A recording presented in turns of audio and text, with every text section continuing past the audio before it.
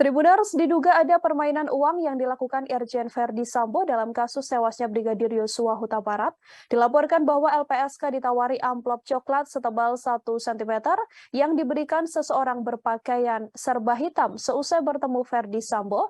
Tak hanya itu, satpam yang ada di kompleks lokasi kejadian juga mengaku diberi uang oleh seseorang yang diduga suruhan mantan Kadif Propam tersebut.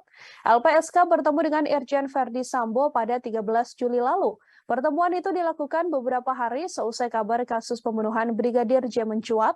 Wakil Ketua LPSK Edwin Partogi mengaku pemberian amplop membuat staf LPSK kaget dan juga syok.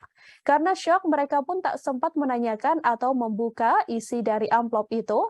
Edwin menyebutkan peristiwa pemberian amplop terjadi saat seorang staf LPSK sedang menunaikan ibadah sholat di Masjid Mabes Polri. Sedangkan seorang staf lainnya masih menunggu di ruang tunggu kantor Propam. Saat itu seseorang memberikan amplop berwarna coklat dan menyebut dari Bapak untuk dibagi pada kedua petugas LPSK itu.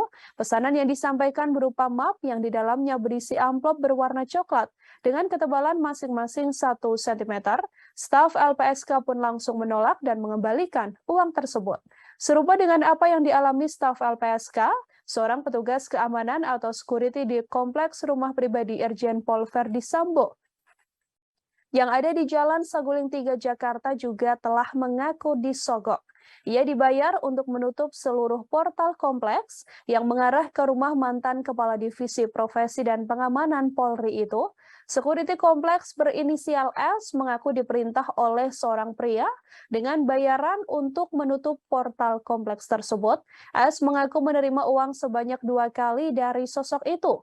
Uang itu diberikan saat penggeledahan dilakukan kepolisian di rumah Verdi Sambo. S mengatakan ia menerima Rp150.000 dari sosok tersebut dengan dalih sebagai uang rokok. Terima kasih sudah nonton.